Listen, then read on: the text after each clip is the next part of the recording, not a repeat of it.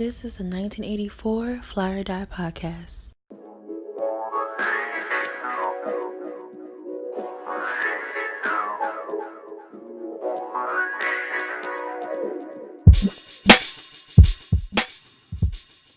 What's good? This is episode number 2 of the 1984 Fly or Die podcast. First, I want to say thank you to all of you that listened to my first episode featuring Kaheem Thomas of Equimini Dreams. The feedback was fantastic. But with everything that I do, I hear where improvements could be made, and listen to all the feedback that I received as well. So going forward, I want to make sure that every single episode that I do outdoes the last one, you know? But don't get it confused. The content is fire. Like Kaheem's interview was great. But there was just a few things that I learned on my end on how I could be better. So this time around, I interviewed Hank McCoy, a producer from the city of Philadelphia. He's worked with the likes of Chill Moody, Jakk Frost, and a slew of others. But before we get into that, I want to shoot the shit for a bit. Pardon my language. Actually, don't pardon my language because this is my show and kid's gonna say what he's gonna say. So here's the cool part, right? So over the weekend, I had my time just taken up completely with Super Mario Odyssey. That game is just off the freaking ringer, man. I'm an old school Nintendo head. Like, video games, I grew up on that. Like, mid-'80s to now. So I pretty much spent damn near 30 years in the game of video games. But yeah, look, as soon as I got Super Mario Odyssey in my hands, I said to myself and to my people, I said, listen, my personal life, my social life is over.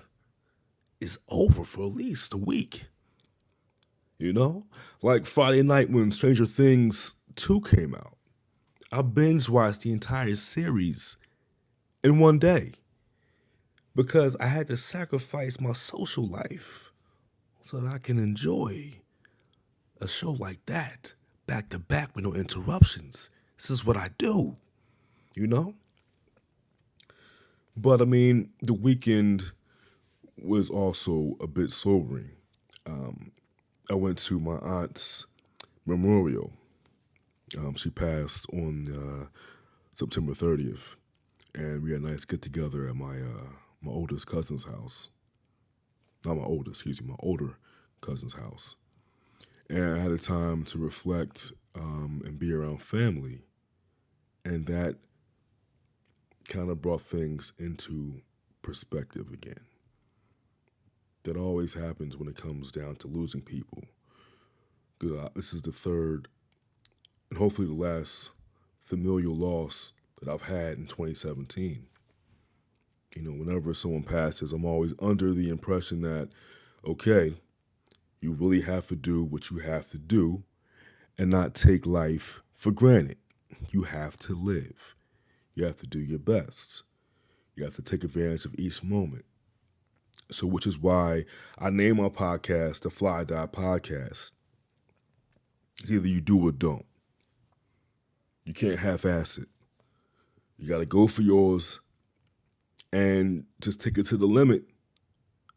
Because if you're not, you might as well not do it. Just leave it alone. Let it be a hobby or something. And, I'm really excited to have this show, to have this platform. Because everyone that I interview, whether they be famous or not famous or whatever, their stories mean something to me. And I want to be able to share those stories with the world, with you, the listeners. So yeah, it's very, very, very important to me. So yeah, back to the idea of of life and taking things seriously. I also had like the dopest of like tarot readings over the past 2 weeks from the same person, and like she pretty much gave me the guidelines of everything, the things I should be looking out for, the things I should be aware of, the in terms of looking toward the future and not focusing on the past, not being such a dreamer in terms of just thinking things. I need to be doing more than just thinking, Because, there's the idea of knowing, seeing, and being.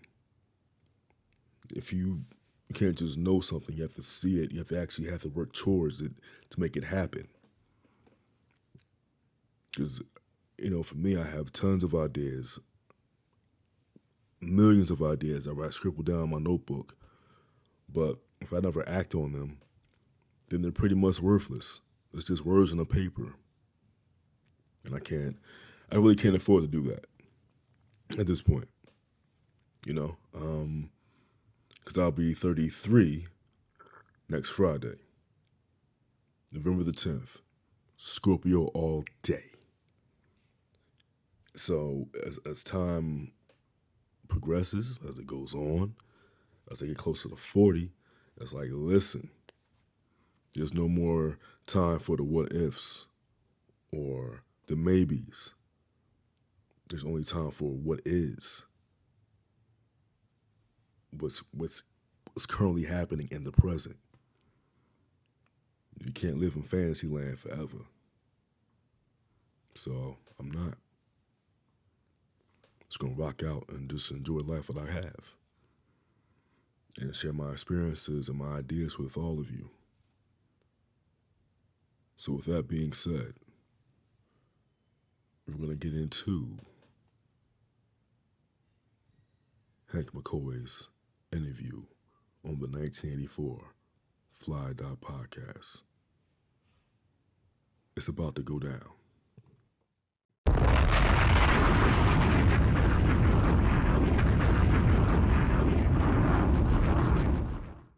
Ladies and gentlemen, boys and squirrels, I'm here interviewing the one and only Hank McCoy, producer, but more so, first off, artist extraordinaire. How you doing today, sir? Very well, very well. Thank you for having me. Now, here's my question for you. Now, and you call it yourself Hank McCoy. First, is that your real name or is your alias? Absolutely not. Okay, so is that your way of saying that, hey, I'm a beast? Yeah, basically, like I started making beats in like 06, and I never remember who it was. This was like MySpace time, but I got like comments like, yo, he's a beast on the beats multiple times. It was a DJ, I believe. I can't remember who it was, though. Like some guy from New York. I can't remember his name, but I kept getting that like multiple times, and my little brother, who's like a little more of a nerd than me, kind of was like Hank McCoy, and then I literally said it that day, and it just ended up sticking, so that became my name. But for that, it was like terrible though. It was like Ryan, and then Ryan 2 times. It literally says that on the first mixtape I did. It says Ryan 2 times. And first mixtape, was it solely production, or you had rhymes on there as well? Nah. So back when I started in 06, I was a senior in high school, and we had you got to do a senior project in I think the whole state. I don't know, but we had to do a senior project, and I had just started making beats, so I made my senior project, music project. And it was me and Chill. It was Chill's first ever solo project. It was called like Street Cleaning. So I did like 18 tracks on that, and yeah, that was my first like literally like my first 18 beats are made up that project. Wow. Maybe my first 18. Well, my first beat didn't make it because that was too trash. Well, they were all terrible, but my first beat didn't make it, and then my next 18 made up that project. Right, so yeah, and it was like 2006. 2006. You were a senior in high school in 2006? Yes. Oh, I feel old, man. You're not old. Look, I feel old is a mindset. You're not old, man. Thank you very much for the encouragement. But my knees say otherwise, man. So, before we get into the music, I want to bring up a quote of yours. A quote? Yeah, I something say that a you lot said. of terrible things. And you said this at the end of this quote. It was a status on Facebook. Okay. It's sports related. Yes. You said, and I quote, Embiid and Simmons, greater than sign. Yes. Jordan and Pippen. Yes. Embiid and Simmons, greater Yes. than sign. Kobe and Shaq. Yes. Was there one more that you mentioned? Probably was, but I can't remember. Did you mention LeBron and Kyrie? No. I wouldn't have mentioned them. Okay. I intentionally mentioned the greatest people ever. Okay. There's a reason behind this. All right. It's all strategy. So, all right. So, please break that down because we are Philadelphians. Yes. So, why do you feel so strongly about I don't this? feel that strongly. I didn't mean it. If I post links on Facebook, people are not that likely to click them. Right. What I generally do is say ridiculous things on Facebook like that, make everybody argue with me for like 70 comments, and then post my link in those comments to the songs. That's really all it's about. If you go back, I don't know if I did it particularly on that one because I might have forgot to, but most of my arguments that I create, I'll end up posting my new single at the end of that argument. So most of the things I say, I'm not 100% serious. I do love Embiid and Simmons. Yeah, right. But that one, I knew a lot of people would be like, that's so ridiculous. Oh, I hate him so much, blah, blah, blah, blah, blah, blah. I'm like, well, check out my song, by the way. And then because you'll get that as a notification rather than having to scroll past it. You know what I'm saying? Right. That comes into there like he replied, and you see the reply is ride out. Strategy. Yes. You are a trollmeister. Yes. Now, here's the thing about this. Now, which is good. This leads me to my next point. Okay. We're in an era, and you are an independent artist, Correct. which means you have to market yourself any way that you can without selling yourself out. Right.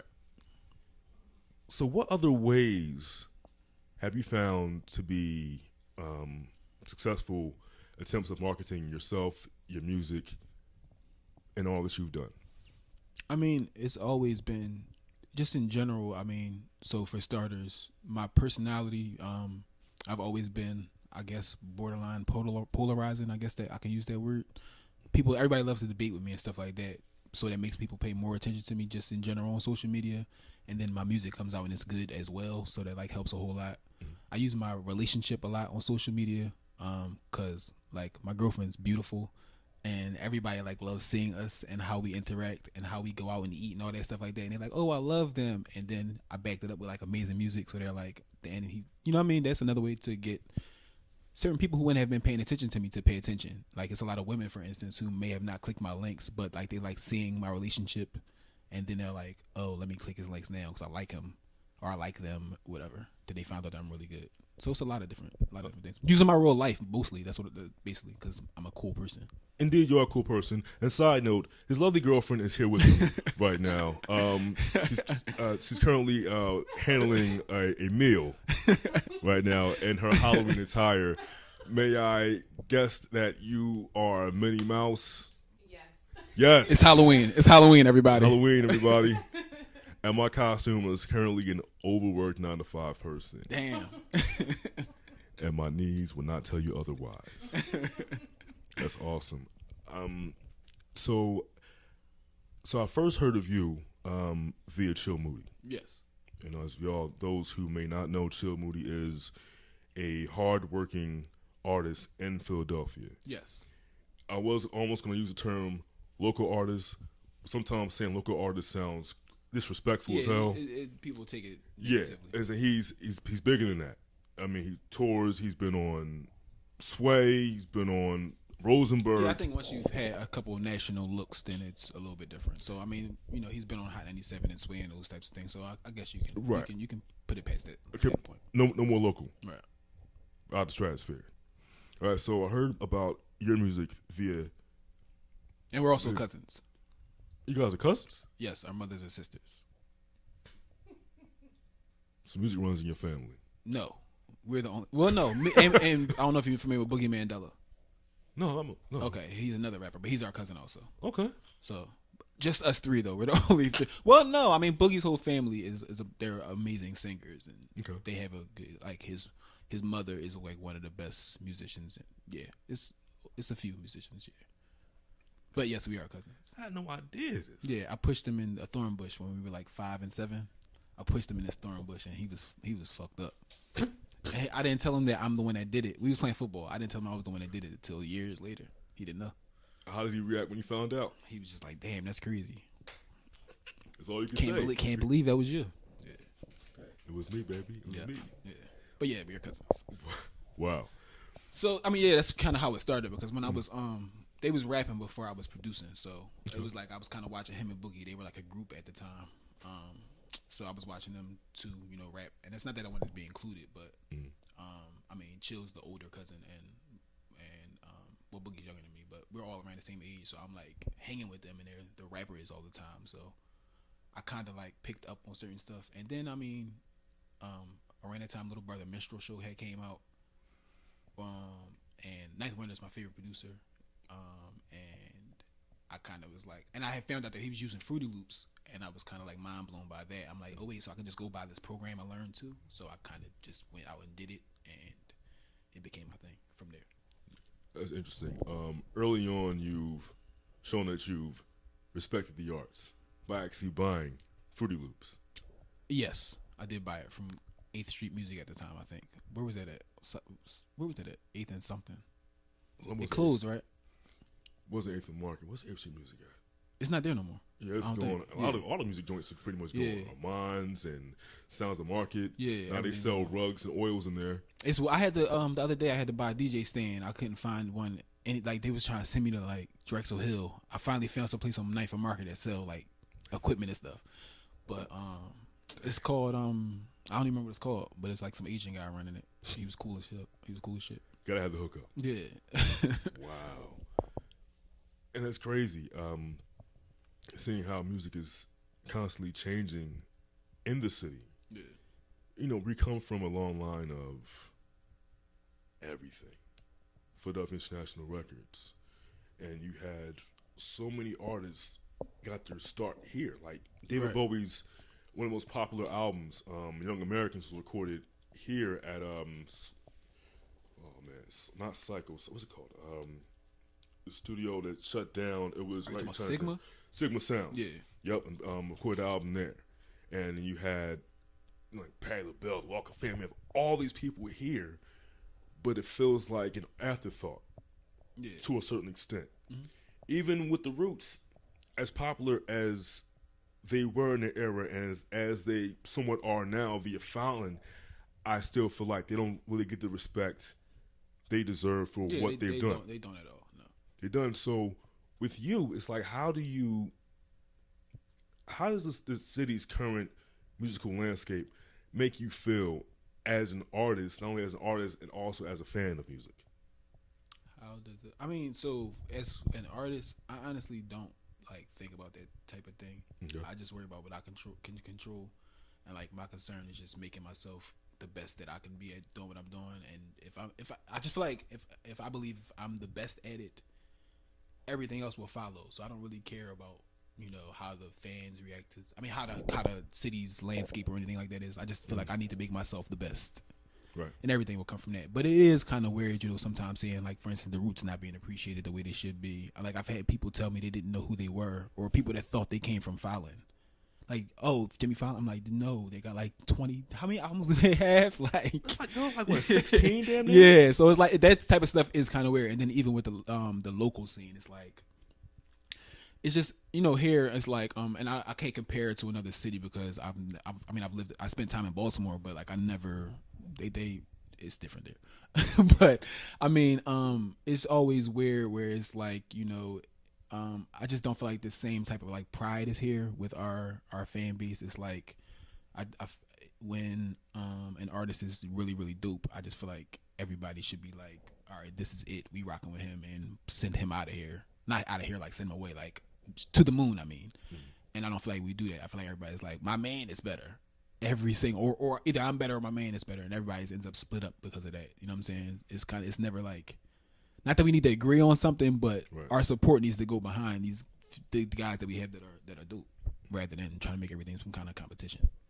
And I feel like We get a a joint album from Atlanta every week. We got one last night. Yeah, and it's crazy. And we get a joint album every week from them. Not saying, and I'm not one of the people that believe everybody needs to collaborate and that will solve all the problems. I'm just saying, like, we don't get behind our stuff like that here. In terms of music, I don't think at all.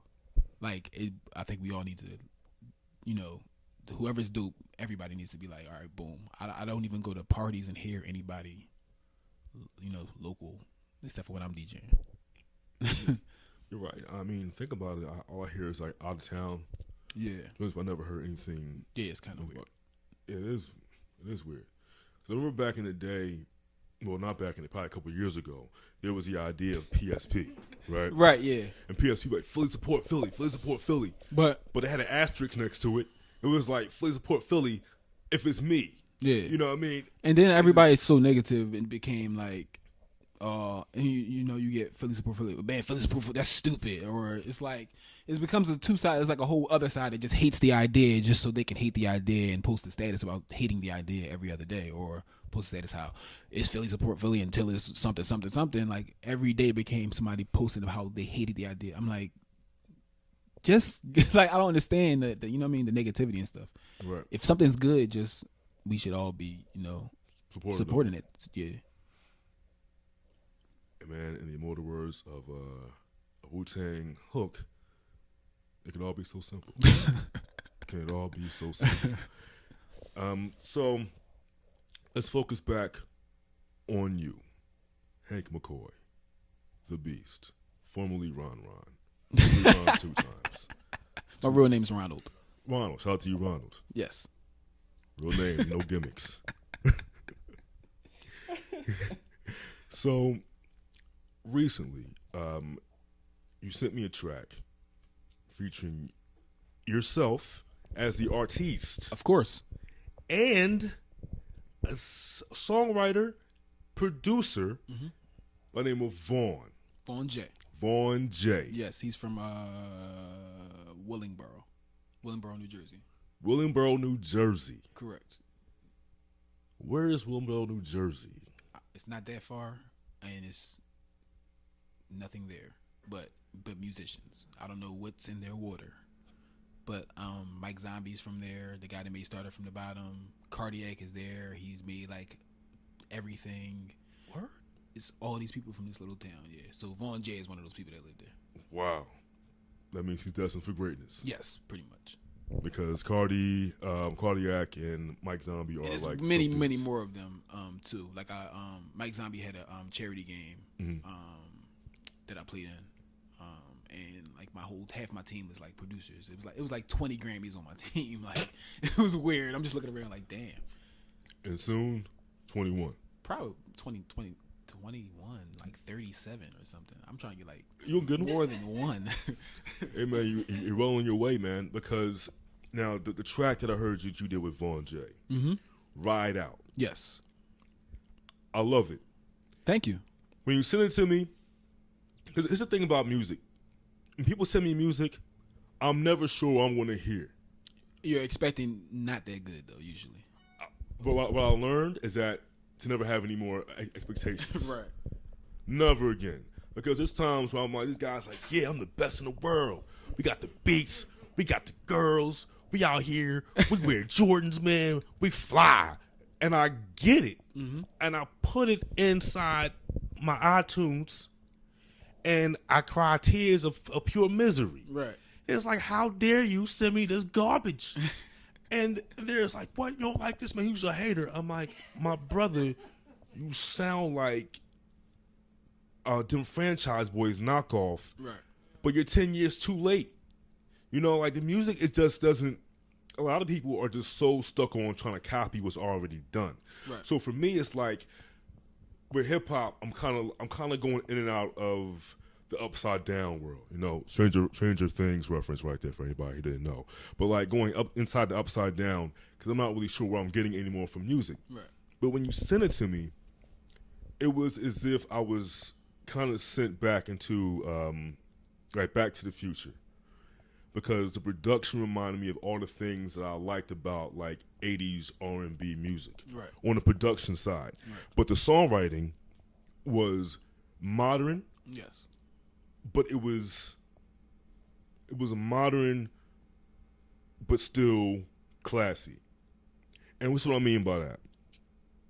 Modern in terms of, he wasn't sounding like, he came out in 1985 with it, but the music was it was positive. Right. Yeah.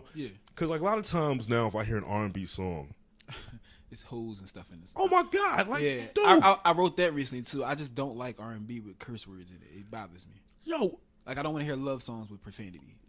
It's something about it that, and don't get me wrong, there's some that are really good, and I just have to suck it up and listen to them. But it's hard for me to listen to love songs with curse words. I just can't do it. It makes no sense. I grew up like, not that much older than you. Probably got 4 years on you, right? Yeah. So, old. But like, I grew up listening to 70s soul, 60s, 70s soul, 80s funk or whatever, 90s, but I stopped really caring about R&B, I want to say around the 2000s. Mm-hmm. My favorite groups in the late 90s were, besides, everybody says Jodeci. They were cool, but I like 112. I like Drew Hill. I liked Joe and Carl Thomas Emotional. Right, yeah. Because there was things in the song where the man could be as honest and as even be like crass if you wanted to be, but he disguised it well with great writing. Right. Nowadays, you have, and these people, I'm not going to mention any names because I'm not trying to like go at people's necks, but when you have these R&B cats out here now who are talking about beating it up, but like not to say beating it up, like you give me that pussy, girl. It's like, yo, you don't want to hear that from the crooner. Yeah, you don't want to hear that. And like so check this out. When Omarion had that song come out a couple years ago, featuring Chris Brown and Jhené Aiko, the Eat the Booty Like Groceries song. Yeah, like all the respect. Shout out to groceries. Nothing wrong with eating groceries, but it's like it's an R&B song. Yes, it's on the radio. Yes, and kids listen to the radio. Yes, and I want to hear a little kids talking about, hey, what are groceries? The market. So it's the market. That's that. So it's like I understand people talk about, well, I'm an artist. I can express myself as an artist, but I feel like it cheapens it because you're not trying anymore. Right. There were songs like it's an old funk song called like Chicken Heads, and he's talking about it's sexual innuendo, but if you read the lyrics to the song and you listen to it, you won't even know. Yeah, that happened. There was a lot of joints like that. Yeah, like there was an art to it. There was an art to being sexual without being overt about it. Mm-hmm.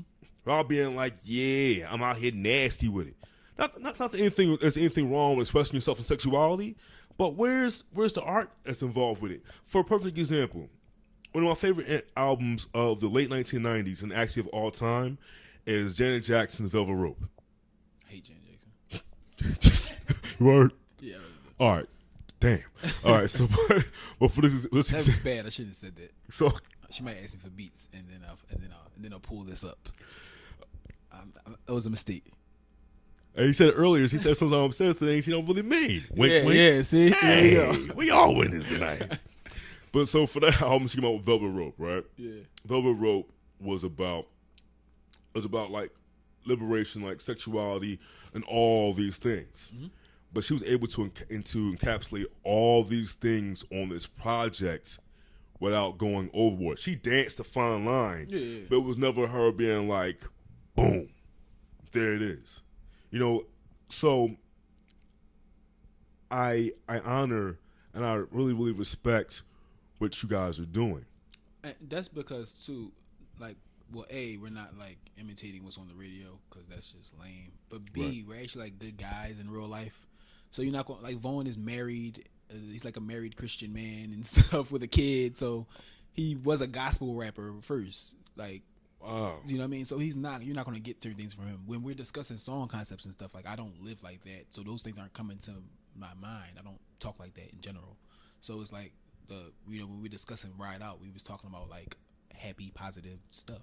You know what I'm saying? You aren't going to get things that a lot of current acts would say. And also, he is a nice guy, okay? So I know you're a nice guy, okay? Because, first of all, your girlfriend's a nice person, okay? Yes. And, like, it's an even thing here. You know, I couldn't see her being with somebody who wasn't a nice guy, right? Number two, they came to my house in khakis. You know what I'm saying? Came from work. I know you came from work. Came from work. Hey, but still, brother, you came in. You're right. Your entire attire, sir, says, "Hey, I'm a nice guy. I'm a nice guy." You know, I like walks. That was pretty funny. It's facts. That was really good. It's facts. I observe and I peep game. Game has been peeped, but yeah. But I think that's also very, very good that you guys are nice guys in terms of making music, because it creates a statement of saying, hey, it's good to be yourself. Right, yeah. No matter what you are. Because for some odd reason, this misconception was put forth in music that you had to be a certain kind of artist, certain kind of dude to get attention. Rather, like, you had to be a hardcore thug dude and rap. Or nowadays in R&B, you gotta, like, you know what I mean, have the taco meat out. You know what I mean? Right. It would talk Right, me out. yeah. And like, I mean, but a lot of times you get the idea if you don't really pay attention that that's who's winning. Like, even now, if you look at rap music, you know, people would, like, for instance, I always talk about how people like generalize, I guess, this era of rap, and they use acts like they'll use Lil Uzi and Lil Yachty and everybody with colored dreads. Basically, they'll, like, you know, everybody's. Anytime they say anything about that, that's who they're talking about. Where in actuality, the most successful acts are J. Cole and Kendrick. right. So it's like, I guess they base that off of radio or social media. I don't know how you're deciding what type of thing you need to, you know, I need to be this type of act. But they're never correct at all, because the two regular guys are the guys that are winning by far the most. So it kind of doesn't make any sense. The regular guys are winning. I repeat, the regular guys are I winning. don't think either of them have a chain or anything, and they're the ones that are by far the most successful. And it doesn't make any sense. But I can see how somebody would get the impression that you need to, you know, have dreads and be on trap beats and have choppers and things. Choppers. I can see how you would get that idea, but it's just not correct. Right. It's not accurate. See, I like that, because, I mean, I just followed you your entire your career and things that you've done, and you've always have been the same person artistically. Right. Well, yeah. What I mean is, like, you're not like, one day you're not here in khakis, right? You know, and then, like, I never saw you outside, you know, bandana what it is. You know what I'm saying? I want to call it what it is, what you want, what's cracking, cuz. You know what I mean? Like, you were never riding that fine line. You were always in the same realm of what you are now. Correct, yes. Creatively. And I think that's, not only is that dope, I think it's also inspiring for others who are coming up. Mm-hmm. Who they can see you doing what you're doing and say, hey, I'm finding my own skin. But see, here's the other thing that I was going to. There are times, like, I want to make songs about selling drugs, not make the beats for those songs, because I enjoy that stuff. So if I can find the best dope dealer rapper, like, I would gladly do his entire album, because I like that. I would make all the shoot 'em up songs you would like to hear. Right. That stuff is interesting to me. Like, I don't feel like I have to, like, relate to it directly in order to. I can appreciate somebody else's story. So, like I said, I will make the most violent song ever. I have no problem. I actually would like to. Like, I kind of am like, I don't know if you listen to Sean Price, but he. Okay. When he be like hardcore raps and Mary J. Blige records. Yeah. That kind of describes me. I mean, I listen to Gucci Mane and Celine Dion. But there's not really that much in between. Like, I don't listen to, like, much J. Cole, like, or right. He's extremely good, don't get me wrong, but I'm saying when I'm, you know, I listen to, like, hard rap and soul music and pop. I think, like, I'm the same way. But, like, Ariana Grande. Yeah, I love Ariana Grande. I haven't gotten that far yet. I'm working on it. Ariana Grande? Yeah. She's very good. Listen to Tattooed Heart. So it's the song Tattooed Heart. Honestly, there have been days before I started making beats, I will play that song for hours straight before I get started. Really? Yes. See, now I'm agreeing with you, and I'm listening to what you're I'm saying. so serious. I know you are, but at the same time, I'm seeing a shaking head saying no, no. It's like an I'm angel. going to send it to you after this, and you're going to listen to it one time and tell me it's not crazy. I'll listen to it. It's amazing. I'll listen to anything one time and not front on it, because I'm telling you, open-minded people gotta appreciate music. Goodness gracious, I love Ariana Grande. Right now, I'm really, really, really, really hooked on Fifth Harmony. they're actually pretty dope. I'm like, Fifth Harmony is my. I don't really have a. What is it called when you like something that you're not supposed to like? It's not a fetish, right? No. Sorry, I'm sorry. Instead of fetish. Pardon me. What's it called when it's like no, this is my like. This is what's your Guilty pleasure. Yes, Fifth Harmony is my. I don't have those because I don't really care. But Right. if I would call something that Fifth Harmony, I love Fifth Harmony. Yeah, good videos. Now, I know one of them left. Yeah. Are they still Fifth Harmony with 4 people in it? Yeah. What's her name? Hathaway. She was on Twitter one day. She was like, "How you call Fifth Harmony and you singing like 2-part harmonies or something?" Something like she said like that, and the whole Twitter went after her. But anywho, yeah. After Layla Hathaway? Yes, she said that. First of all, you can't come after Layla. Her daddy's Donnie, cuz. Don't matter. All right, it's true. But it's his Twitter now, social media. Yeah. People don't care about history. Yeah. They don't care. Yeah, not at all. That's how Trump got But president. yeah, I love Fifth Harmony, man. All right, yeah. I seen their videos. Those ladies can actually And sing. Demi Lovato. Let me tell you something with Demi Lovato. I know you're about to go with this. Yes. To quote the great poet laureate MJG on his song "Forever," might have been "Forever" from the album. He was referring to Oprah. He says, "I'll marry her and keep her." So that's how I feel about Demi Lovato. Because pardon my language, I know ladies in the room, so I'm gonna keep it as clean as possible. Yes. She was on Snapchat and she decided to be Selena for Halloween. I don't like that. First of all, let's. I don't think. Never mind. Go ahead. Demi Lovato needs to sit down. She can't be Selena. She needs to be. Never mind. But look, but the visuals Yes. of her as Selena, Yes. it changed my life for the better. I understand. I quit smoking cigarettes. Damn. I don't smoke cigarettes. Right. But I you quit anyway. I got you. I quit anyway because she was that amazing. Damn. Yeah, but like, I feel like, what you mentioned about music being guilty pleasure, it's like, why is it that we're not supposed to like certain things?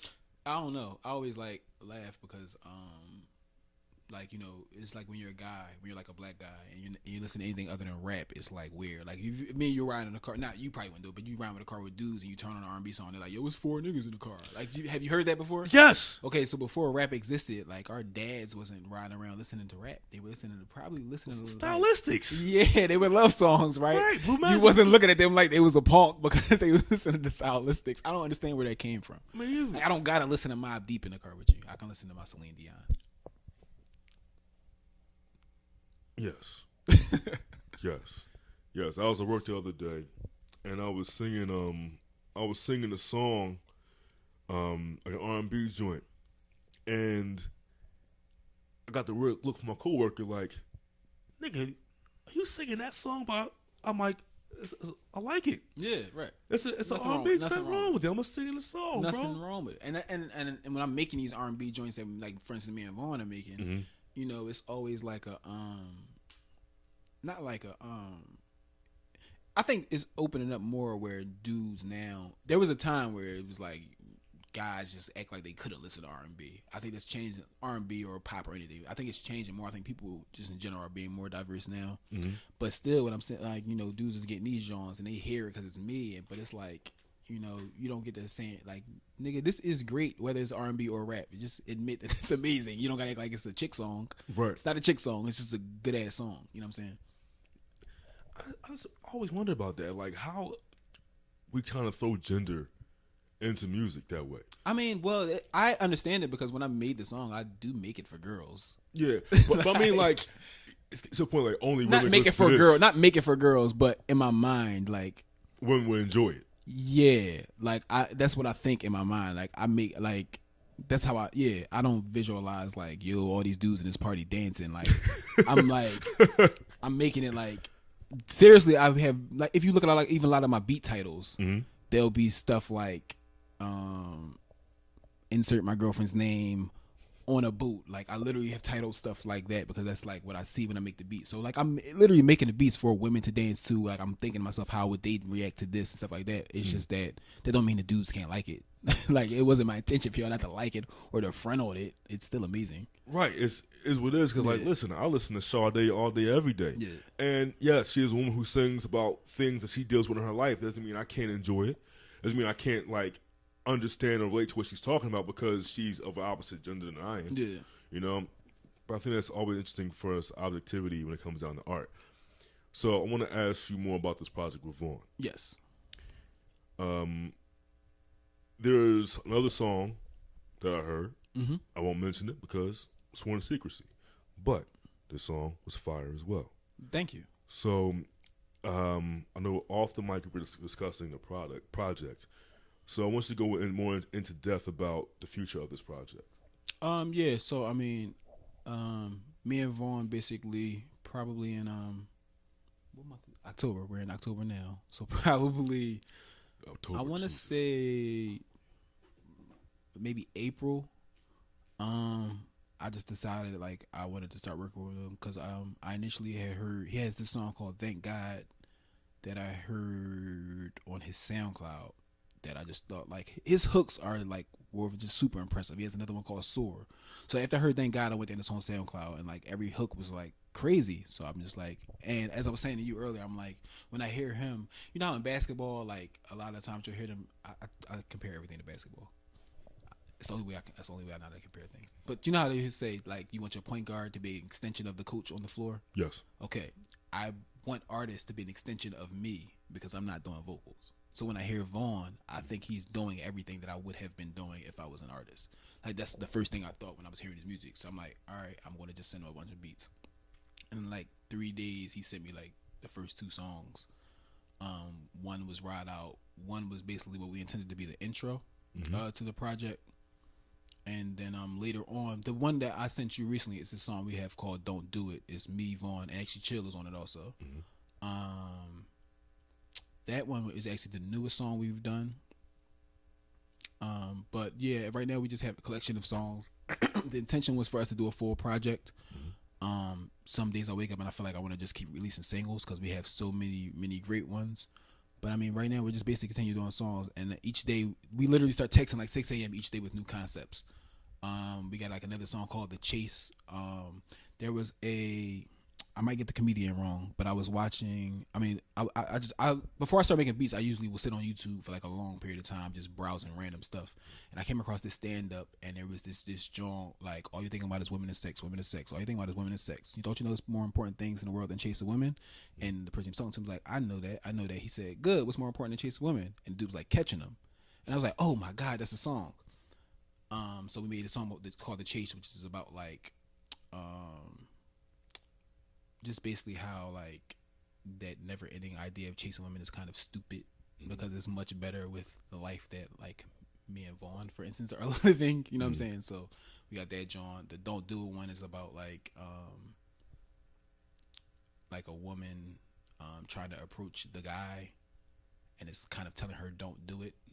You know, stick with what you have over there, please, and leave me alone. Like it's pretty much the concept of that one. But yeah, most of the songs, literally all the songs are coming from like real life situations or whatever. You know what I'm saying? Like that, we'll like literally talk, and from that conversation, whether it's about like, you know, a conversation I had with Roxanne or a conversation he had with his wife or something, we'll end up turning that into a song concept somehow.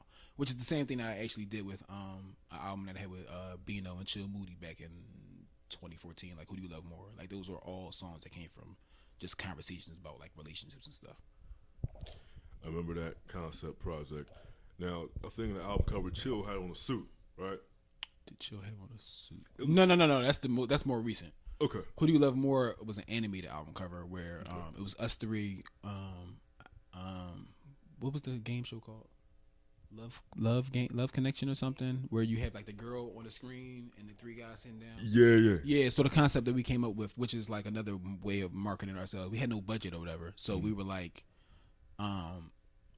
I don't know how we were brainstorming whatever, and I think I came up with the idea of calling it "Who Do You Love More," and like, yo, we should make them like act like we have to make them choose. Literally, who do you love more, Chill, Hank, or Bino? So like, even when we first released it, we initially made 3 different album covers, because the idea was, I'm like, if we make 3 different album covers, you know, and tell them who do you love more, like pick which one you like. A lot of them are going to be forced to buy same album 3 times. They have all 3 covers, stuff like that. Just ways to make more money and things like that. But yeah, the Who Do You Love More joint came out in 2014. Like I said, that was all just stuff that was like conversations about relationships that turned into all songs, which is pretty much the same way this Vaughn joint is coming about. Just a completely different sound with this one though. Right. Looking forward to hearing more of the finished product. It's pretty good. It's actually incredible.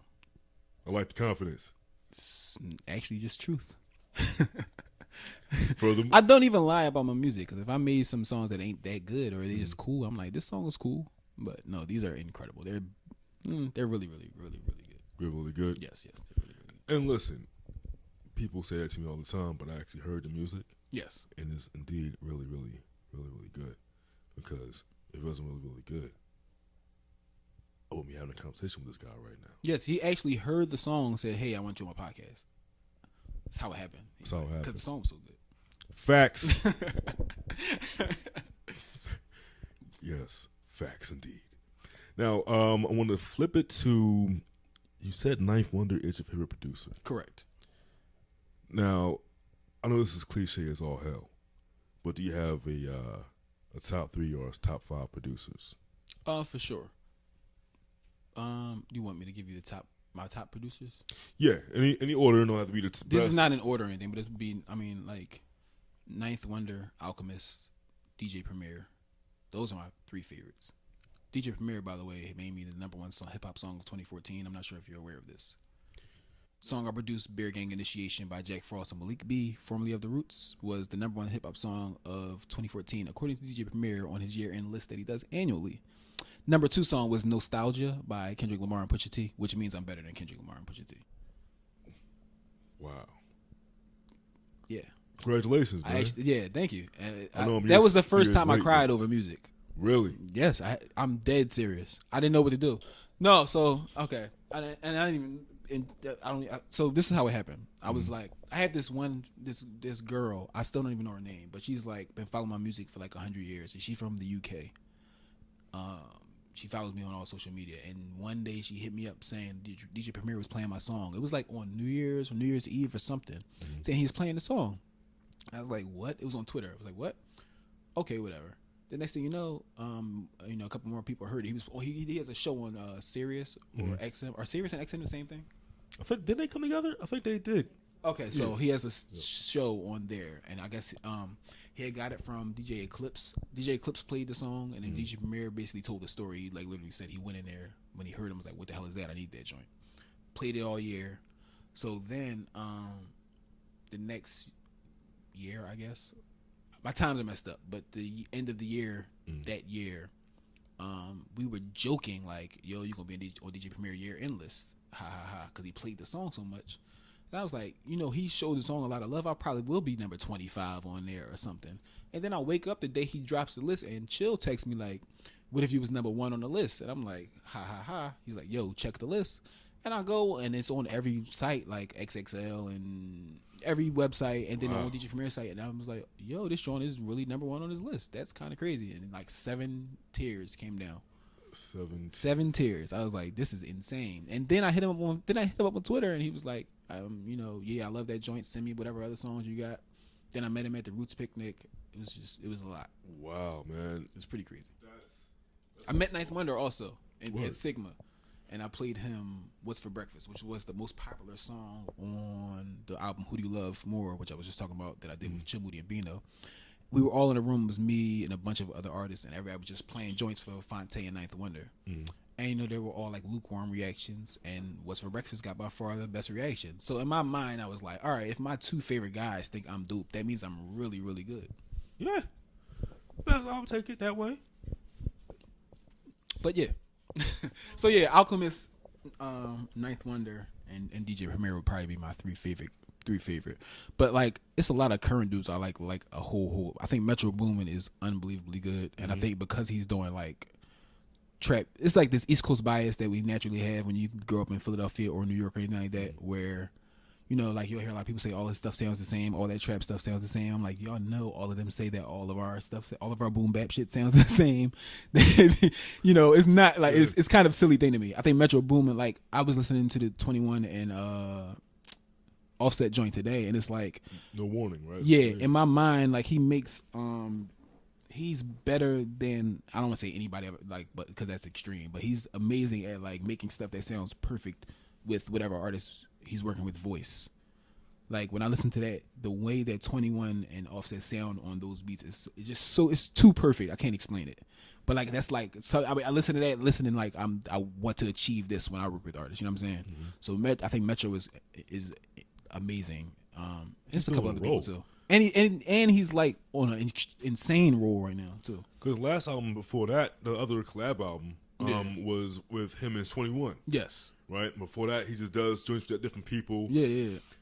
Because I remember, like, there was a time it was like, I remember when Zaytoven was killing, then you had Zaytoven down at Sunny Digital, then you had Sunny Digital, then you had Metro. And Metro, to me, is the one who's like, pretty much like he's taking the ball and running with it. But I remember years ago, like, there was one guy who was in a similar place, but I haven't really heard anything from him since. Probably talking about Lex Luger. My main man, exactly. Yes. Lex Luger just dropped a new tape with Currency, actually. Really? Brand new joint last week, yeah. It's good. I like it a lot. I never really listened to Currency, but I actually like this. Oh, cool. But I don't know, Lex Luger kind of, I don't know. Last thing, it was like he did the thing with Kanye, with the Ham on Watch the Throne. Yeah, did he do, who did Niggas in Paris? That's Cause it wasn't him, was that? He that Hit Boy? Too. Yes, Hit Boy. He was Hit Boy, yes. Okay. Yeah, but Lex Luger did Ham on there. But yeah, he definitely had it for like for a minute, and then Metro, but my favorite thing about all of them guys is if you listen to any of their joints, like even when you listen to the it's a 21 Savage, Offset, and Metro Boomin tape, but Metro, they all bring each other in on projects, you know what I'm saying, and placements and stuff. Like Southside is on there all the time. You'll hear Metro Boomin's tag, and then you hear Southside's tag. I would like to see that more often. Like for me, for instance, like once I'm in a position where I'm able to do so, all the producers are talented, I would like to bring them in, you know what I'm saying?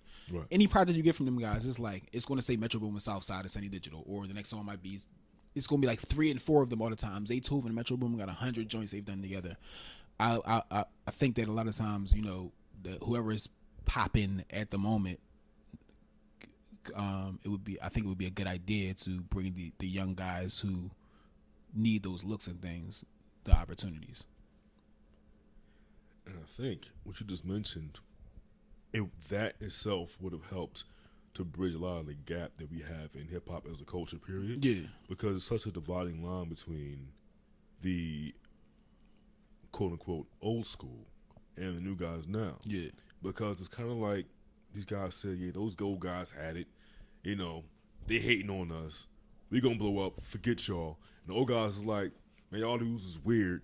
We set the standards and all that. Y'all need to listen to us, but since y'all not, forget y'all either way. Yeah. And it's like you said, there needs to be that connection between the two. Because I have this theory. I know a quick excursion, but it fits into this. Okay, remember when Def Jam was in need of a president, right?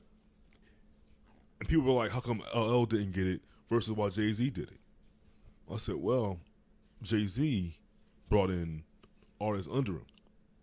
Whether it be Young Guns, Memphis Bleak, Freeway, and all that, he had his acts with him. People he was working with, they were under his umbrella. With LL, he may have worked with a lot of people, but he didn't have anybody he brought in with him. I think that may have been the deciding factor. Right, yeah.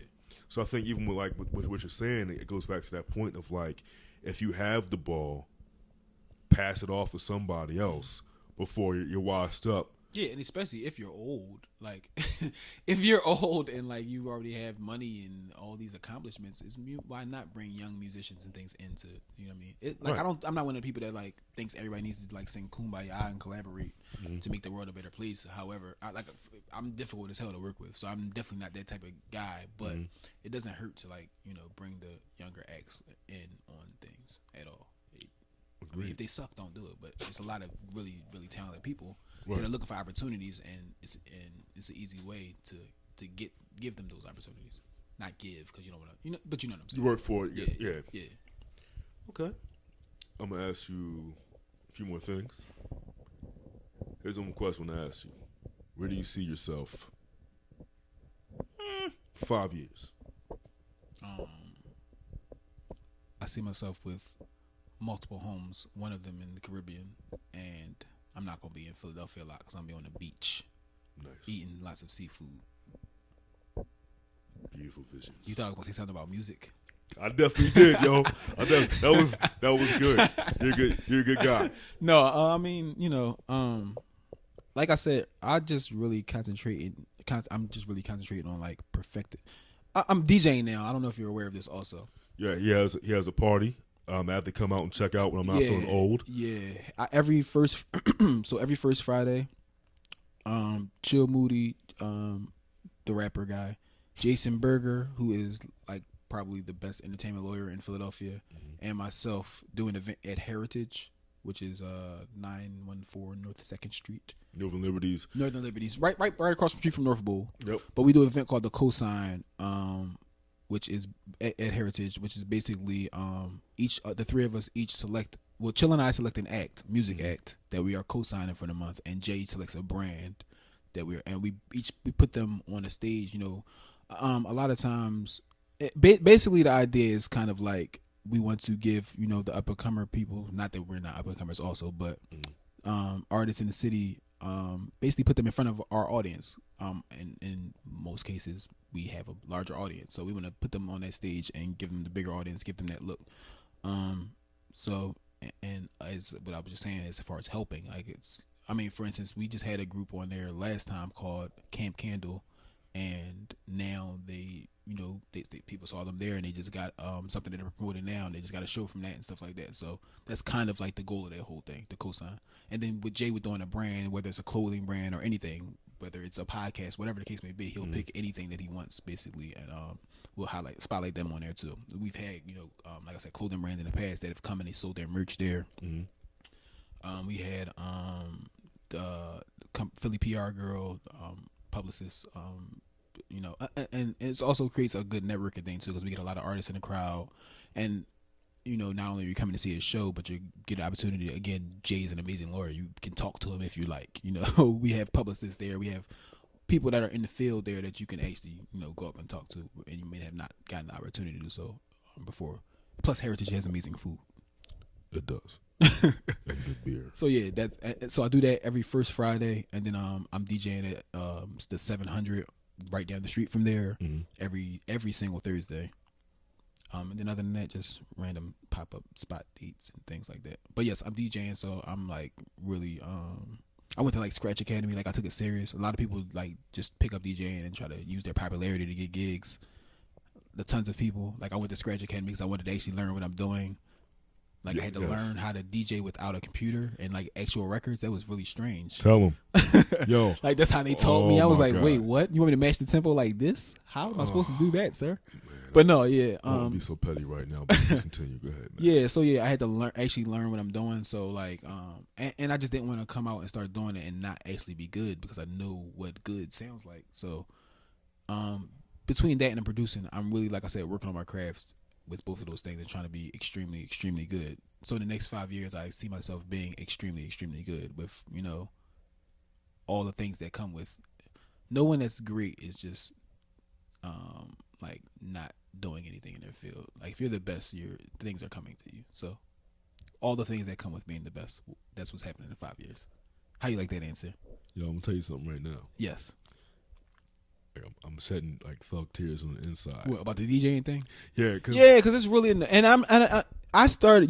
People don't even know this. Now I did use the fact that I'm Hank McCoy to get me gigs, but I wanted to be good before I got them, because nobody knows that I've only been. My first gig was January 24th. Like nobody knows that. They think I've been doing it for years because they associate they associate that with the production. I've been producing for 11 years, and they put them two together. I haven't been DJing for 11 years. I've been DJing for 10 months. I'm just good at it because I had a lot of the basics and things naturally. I was doing so many remixes with producing that people were like, why don't you just DJ? You're kind of doing it without doing it, kind of, sort of. So I was like, all right. And then it just was something I had been interested in anyway, but I just didn't have the equipment and stuff, and I never got around to buying it because I don't want to spend money sometimes. but finally, like I said, the Scratch Academy thing helped a lot because shout out to DJ Mike Nice. He was my instructor there. Shout out to Mike Nice, is a good brother right there. Yeah, he was my instructor there, and like with making beats and stuff. With like I have no musical background, so I started in 06 and I was so bad for a long time because I had to teach myself everything. So actually going to Scratch Academy like took a lot of the years off of the learning process. You know what I'm saying? It was faster for me to know what I'm doing and stuff. And now I'm kind of killing things. As you should, and I'm happy that you're doing it. And I'm very happy that you take the craft of DJing as seriously as you take it. Right. Because like you mentioned earlier, I'm fighting a petty urge right now. It's okay. It's okay. All right. Let's keep it honest. Yes. There are so many people who I've encountered as DJs who can't DJ to save their lives. Correct. But due to an association, due to a certain name, it's like, so-and-so DJing now. Yeah. And it's like, what are you doing? Like the fact that you don't understand how to transition between records, it's like, what are you doing? Yeah, it's pretty sad. It is sad. Like, again, here's Petty Mike here again. I've seen people who pretty much like just discovered DJing like within a few months, not even doing like Scratch Academy, do like knock off gigs, small groups. For the next month, they're doing a big ass event. Yeah, right. Headlining. And I'm like, what? Who, what, where, when, why, how? Yeah, I'm asking all those questions. Because it's like, listen, cause I know people who are DJs for real, like Mike Nice, the homie Sonny James, Matt Law, my big homie Scheme, Rich, King Britt, all these people who put time in, carrying records, who had to climb the ranks to be like get the headline, and these people just like get it overnight. Yeah, but you also have to blame the people who are booking these people because if you Facts. why don't you want quality at your event at all? You just don't care.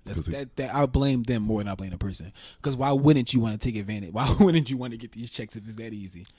Because they don't want to pay for quality. Right. Yeah. But I do, like I said, I do take it like serious. Like I said, I didn't want to want to do gigs until I knew that I was able to actually handle and stuff and actually good. Like I actually practiced like a lot. Yeah, dude. Whatever you're gonna do in the future of 5 years, whether you be on the beach, beaches a lot. Beaches a lot. You know what I'm saying? Eating your seafood. You know what I mean? The finest of seafood. Yes. You're definitely gonna be you're gonna be on point. You're definitely gonna be on point. Hey, you're already there, man. You know what I mean? You wearing slacks in the crib, B. That's how you know you're already successful. Okay, so 2 more questions. One, what does nice things mean to you, sir? Actually, nice things came from my cousin's neighborhood, not Chill, our older cousin. Okay. That was just like the way they talked. Like how it's done language, ain't that what it is with my Yeah. people? So that's how they talk around there. We call it the dome around there. Okay. So that's I guess I can say dome language. So that's just where it comes from. It's just like it was like the neighborhood thing for where we hung it around my cousin's way. Okay. And since it stuck, it became everything, all that other stuff. It's everywhere. It's a lot of things. I remember when Lil B came, y'all had bass things. I'm like, my goodness. Oh shit, I forgot we did that at that time. Yeah, I was there for that show. My goodness. Damn, I forgot about that show. Yes. Damn. Yes, I've been around. Yeah. Peeped y'all. Yes. Peeped y'all. Like I love the movement. I love all that you guys are doing because, you guys are positive people in the city that are making an impact. And for you guys to have an event like the Cosign, I don't know any other events in the city that's like that. Right, there aren't any other events in the city like that. That was the reason that we did it because there aren't any events like that. Like you got so you'll have open mics and things, and those are very, very good for you to go out and see new talent and stuff like that. However, and not that we're huge acts, but like attaching using Chill's name, using my name to it adds a different type of thing to it. You know what I'm saying? That's all. And I'm like, yo, I'll definitely. And it's really, really good. You know, like the last one, the turnout was crazy, and both of the acts killed it. You know, it was like really, really. It's just a decent environment in the Heritage too. They got like the big garage door that stays open the whole time. Have you seen it? It's like a garage. So like the big lift up door. It's just a decent atmosphere in there. It's nice. I was in there. It had like candlelight. And then after the two acts perform, they do short sets because we wanted to make it like more of a. It's not. I don't want to.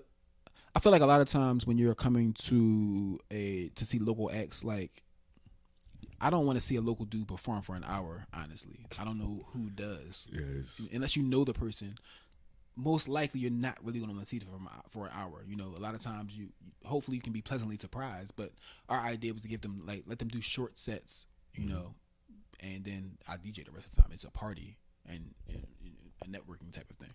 I like that. But yeah, I don't want to make people come out to see somebody that they don't never heard of perform for 2 hours.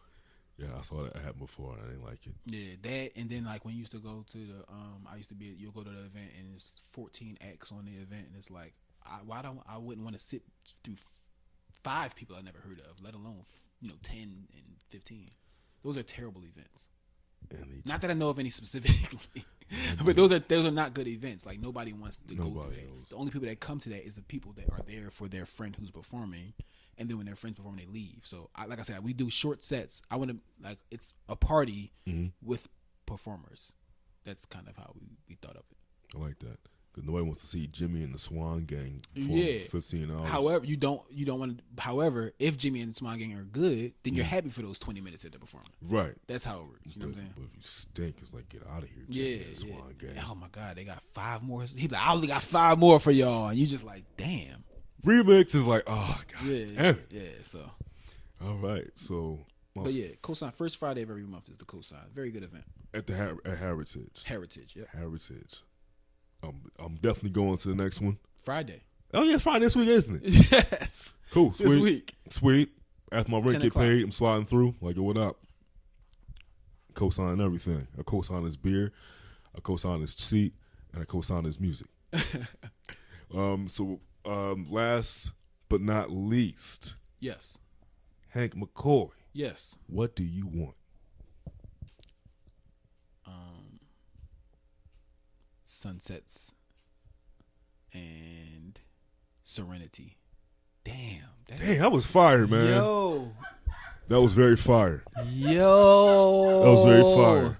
My phone dropped. Yo. That was really decent. That was good. Yo.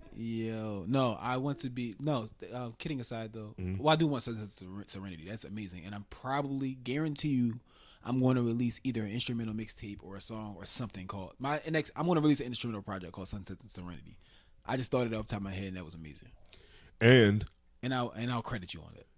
I think I appreciate it, but also that's his idea, and I swear if I see anybody out here who steals that, I will see you with Fist of Fury. Fist of Fury. But yeah, I'm just very simple. I just want to be the best producer and DJ that I'm able to be, and to be very happy with my family. That's all I want. Let me tell you something. I am honored and I'm happy to have had the moment of time to kick it with you doing this podcast. Yes, sir. Very informative, very likable brother. Again, he wore khakis and a button up to my crib. I know. As he was saying, I did. Work tired. I don't want to hear that, man. Still very nice, respectable dude. His girlfriend, Roxanne. Yes. Roxanne is. Oh wait, can I say one thing? Yes. Roxanne and I have a food blog called Foodie and the Beast. That's Nice. so I'm only good at I'm only good at 3 things. I only know about 3 things. It's food and music and basketball. That's all I know in life. Okay. So we have a food blog called Foodie and the Beast where we just travel around. We literally go to a certain city and people are like, why are y'all going to Rhode Island? nigga, because you ain't seen the seafood up there. Like, why not? So if you look at our page, like it's nothing but. So yeah, you can follow Foodie and the Beast. Spell PH though, like Foodie, and then I'm the Beast because I'm Hank McCoy. So she's the Wow. So it's food PHOODIE. Okay. Yeah. And the Beast, yeah. But we have, we do if you know, like it's to the point there where all my friends, like if they're taking somebody on a date, they hit me up real fast, like, yo, I need a restaurant real quick. Like everybody asks me because our food page is so amazing. But yeah, that's another thing I'm into heavy. So DJing, producing, and food.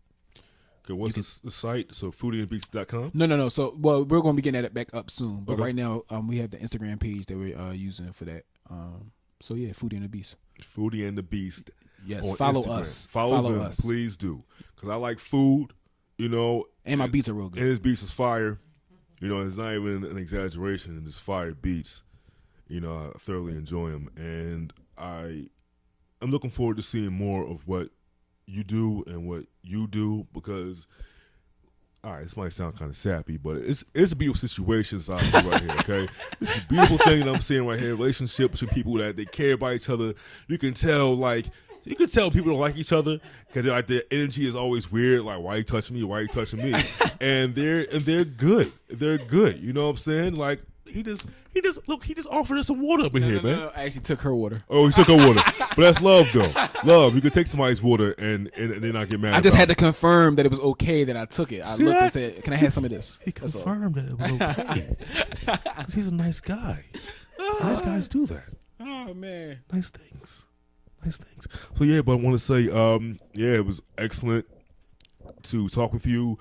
The project's coming soon with you and Vaughn J. It could come any day. I honestly don't. We have, like I said, we have a good amount of music. If I wanted to drop something tomorrow, I could. Right now, I got the brand new single with Chill Moody called 3 Wishes out. That's available on everything, like iTunes and Amazon and Tidal and all those things that are like that. And 3 Wishes, I heard it today. Man, 3 Wishes is my like that's, and I used to be like way worse, like as far as talking about how I'm amazing, and 3 Wishes is almost bringing it back out of me, but I'm chilling because I have like a guitar solo in 3 Wishes, like a real one, and like I did a lot of shit in 3 Wishes. It's really incredible, and I just like, sometimes I be wanting to brag about it, but I be chilling. It's really, really good though. It's dope. It made multiple people cry. Like I did that intentionally because good. They can cry. Yeah, they cry when they hear the song. Like it's like, come on, man. I'm like that joint. 3 Wishes is crazy. I was very, very, very proud of that beat, and I made it originally in 2014, and we released it like the 2015 version, or whatever year it was, and the response was really good. And when he performed it live, the response was always really good, and we just thought it would be a good idea to re-release it, but like a new version. So and kind of incorporate some of the elements that were in the live version of it into the actual track. You know what I'm saying? So we reworked the whole joint. Like I redid the drums on it. Plus I got better since I originally made the beat. So reworked the drums and everything on it. And it just came out so much better. And the response is like crazy on that. So yeah, 3 Wishes is out now. Ride Out is out now. I also have a playlist on my Apple Music that I keep sharing all the time. It's 33 tracks that are on Apple Music that are produced by me. They're all pretty awesome. Yo. So if you just like search Hank McCoy on Apple Music, you can have a lot of fun. 33 songs of fun. Hank McCoy on Apple Music. Yes, 33 songs of fun. 33 songs of fun. And I'll spell his name for you for those who can't spell. HankMccoy. These are facts. Like, you probably think I'm joking. People out there really can't spell. Someone out there, I heard, spelled the word female as funny story. F-E-M-A-I-L. So funny story. When Ride Out was being released, I spelled Vaughn's name wrong. I had to get it corrected. So for the whole first day that Ride Out was out, it said VAUGHJ, like Vol. We were at a party that I was DJing, right? And midnight hit. So he hit me up. He like, yo, are we live? We all hyped like, oh, it's out. Oh, yeah. Then he goes and sits down and get quiet for a second. I'm looking over at him. He texts me. He said, but my name is spelled wrong. I didn't know whether to cry or laugh. I think I texted you right that night. I was so upset with myself that I spelled that man's name wrong. I was so mad. that I spelled his name wrong, and like I had to call and do all this stuff with Apple the next day to get the name corrected, and like it was just, but it got fixed pretty fast. But for a whole like 24 hours, it said Vol. Vol J. Yeah, so I can't spell either. It's all good. That's man. the moral of the story. But you make beats, and Yes. you're a foodie and a beast, so Yes. it's all good. Yes. It's all good. Man, thank you very much for Thank the you. interview. Thank you. Thank you for sitting here and sitting in on this interview. I'm glad I didn't get too offensive. You know, it's been a long day, but hey, it's, you know, I kept it cool and classy. It's good. Thank you very much, Hank McCoy, lovely girlfriend Roxanne, and a place to be. Peace and love. Any last words? Sunsets and serenity. Boom, boom. Any last words from you, Roxanne, since you're here? That's I it. wasn't expecting to say anything. Okay.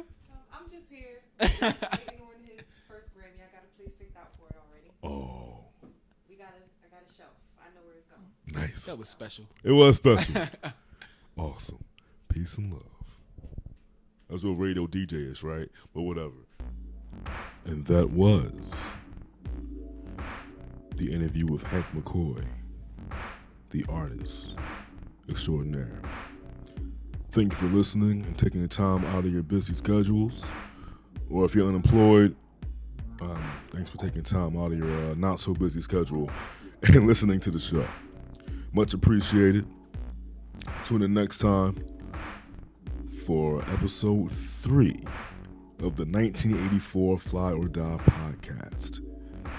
If you want to keep up with me, I'm everywhere. Social media at King Mike Beon on Instagram. That's KingMikebeon on Instagram. Same thing goes for Twitter. And check out my website. I post many of my thoughts, music that I'm listening to, pictures, everything can be found on MikeBeon.com. MikeBeon.com. That's right. Well, all right, y'all. I'll catch you on the flip side.